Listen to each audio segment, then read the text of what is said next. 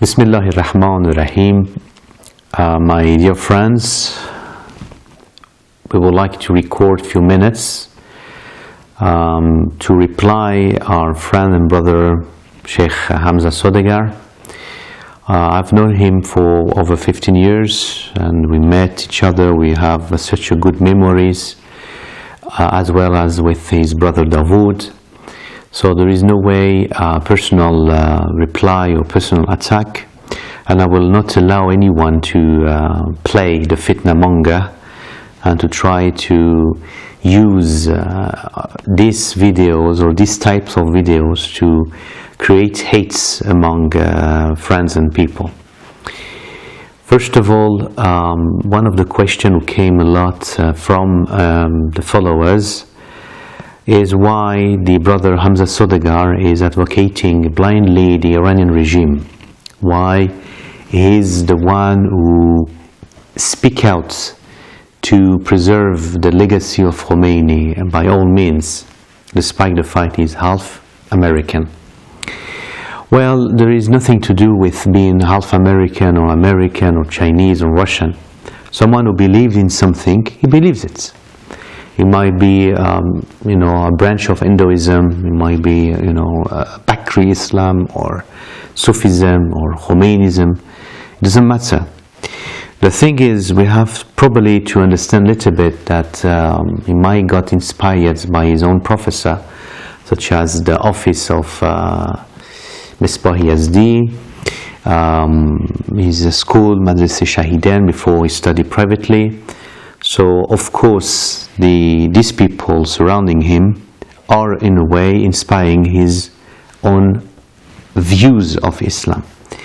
But unfortunately, this is a very small and very limited sect that is very powerful, by the way, because he got the money from the petrol and the oil revenues, and also they have many people who work to preserve the ideas of Iran. But they are very isolated. Since the time of Khomeini, when he used to be a student in the Hausa, the ulama used to be away from him and they didn't even touch the cup of water of Khomeini. They used to say is najis. And until now, the Hausa of Najaf, of Isfahan, of Mashhad, even in Qom, Sheikh Wahid Khurasani and most of the ulama, they believe that this way of saying Islam is not the proper way. This is against the principle of the Ahlul Bayt Salamullah alayhim. Another point that people are asking is because you have been, my dear brother, attacking Tatbir. The main reason why Khamenei make it haram is the first one in the whole history that makes Tatbir haram in the Shia so-called scholars, Sunnis and other religion. Of course, they always try to attack the Sha'ar al-Husseini. The main reason is they said they destroy the image of Islam. Well, if you Google Iran Shia or Iran Islam, you will have a list of picture showing public lashing of people without any t-shirts, so they're half naked, and they have getting 80 or 99 lashes because either they drink alcohol or because they force them to tell that they have been doing zina. So this is the image that Iran is showing to the world, that we have an Islamic government since 79 and this is the way we treat people. Or public execution. Do you think that people hate Islam because they're seeing people doing self-flagellation of Tatbir for the love of Abi Abdullah al-Hussein alayhi salam, or because they're scared when they see lashes and public hanging, execution and some other terrorism activities around the world? Please, we have to be fair when we speak about Tatbir. We don't have a single hadith calling it as haram, and also we actually have encouragement by the Ahlul Bayt, by Hazrat Zainab Salaamullah alayha to do such an act. And we believe that everything is halal except if we have a hurma on it. Khamenei did it as a hate he has towards Islam ناب محمدی صلی الله علیه و سلم و اسلام سنتی is following a certain view of Islam, slightly different from Khomeini, by the way, but they are very polluted by Ibn Arabi and Mullah Sadra and philosophy and Irfan. So of course their views on how to show love to Abi Abdullah Hussein alayhi salam is very different. The other thing that the brother has been telling me that Brother Sodagar try to say and to spread against us is, he said the Shirazi team, the English speaker Shirazi team, are using full language and having a bad akhlaq. Well, I don't know what he means by using full language, but as far as we know, the main slogan of the Khomeinism religion is Marg bar zidd velayat faqih, wishing the death upon those one who are against the Wilayat al-Faqih. The religion of Khomeini and the Iranian regime ideology is based on killing the opponents, using intimidation, using violence, full language, using tuhma, forced confessions. If someone starts to say any criticism against the Wilayat al-Faqih, the minimum you get a violent assault or aggravated assault. You might get also some problems if you go traveling in Iran and you end up in jail. This is how it works. So I don't know how it comes the idea that the people who are following the mainstream Shiism who are having bad akhlaq, but they have some people, our religion is open for everyone, that claim to be Shia or claim to follow such a scholar and wants to destroy the image of the scholar by using full language. We call it agent provocateur. They are the one existed everywhere. It might be, people who claim to follow Khomeini or claim to follow Sayyid Sistani, Sayyid Shirazi, and they use full language and they use the harshest way, either because they are agent provocateur or because they grew up this way before they become Shia. And we have such a problem in the community, but it's nothing to do with the minhaj of the Bara'i. And all scholars are number one on the akhlaq. Never they use violence. Never they killed anyone. Khomeini, the hands of Khomeini is full of blood. He started revolution by killing, by putting in under house of arrest his own professors, his own ulama who used to teach him Shariat Madari, or Montazeri as well, the one who created the idea of Wilayat al-Faqih, that he applied thanks to Montazeri, but he ended up inside the house of arrest. So this is just a way of attacking, cowardly against the mainstream Shia. They are so isolated. This gang of Khamenei, they are maybe 10 people, 10 maximum 15 English speaker, main English speaker of the gang of Khamenei, such as Ahmed Hanif and so on, Abdul Ghani, and some of them they have a Jewish background, some of them they used to be drug dealers, some of them Jamaican, Canadian, American, British. And these 10 or 15 people, they have been brainwashed by money and also other things that they make them believe really that this is the only way. And this is a takfiri form of Islam. Anyone who criticizes Wilayat al-Faqih, that's it, end up in jail. Doesn't matter. He needs to be educated. And they might not realize, but this is one of the most dangerous ideology, because they teach people how to use violence against their opponents. Khomeini, in his book, in Hukumat Islami, said anyone who questioned the idea of Wilayat al-Faqih and Hukumat Islami must be arrested and punished and removed his imamah. While we have hadith from our ma'asumeen, salawatullah alayhim, that anyone who raised the flag of Sahib al-Zaman Ajalullah Fawzul Sharif during the time of occultation is raising the flag of Tawqut. So they're working fully against the principle of our religion. Another point is basically the Ahkam al-Thanawi. They have Ahkam al-Thanawi in anything. So they say, for example, if you want to preserve the interest of the Iranian regime, you can apply Ahkam al-Thanawi, for example, by drinking alcohol and doing taqiyya. Their taqiyya is very strong. That's why in the 80s and the 90s have been a series of killing under the name of Khomeini. That all opponents in France and in Europe and everywhere who were trying to question the Wilayat al-Faqih, they have been killed, unfortunately, in the harshest way. But now they don't do this one, and they're using attracting means, money, and also torture if they go to Iran. Another point that people ask is what happened, why there have been a division among the Shia. Well, we have a hadith that we have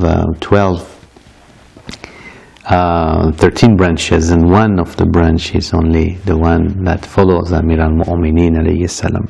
However, the main fitna we have among the Shia started strongly after the revolution of Khomeini, when he was in France, and then he came by the help of French and British to Iran. We had the culture of disrespecting ulama against the Wilayat al-Faqih, and the fitna started. We didn't have such a fitna among Shia at the time of the Shah, for example. Happened sometimes Savak in the front of Haram of Hazrat Ma'asumeh, salamullah alayha, that they used to beat up some ulama. But they never went inside the Hawza to change the textbooks. Khomeini did it. He did it. He he asked to change some subject, to add Irfan, Falsafa, and the idea of Wilayat al-Faqih. And also he gave the idea of the whole system of espionage. So it has a network of spies, like the Bani Umayyad, by the way. Even if you defend the regime, they don't trust you. So they bring a lot of spies to make sure that the person, is exactly what we want. I will give you a small example how it works, and you will understand how Bani Umayyah also worked, to see if someone works for Amir al-Mu'mineen alayhi salam or not. When I've been arrested in 2008, I spent 1.5 months just to answering questions. And they were funny questions. Funny. How long have you been traveling in Tel Aviv? Like, I don't even know anything about Israel.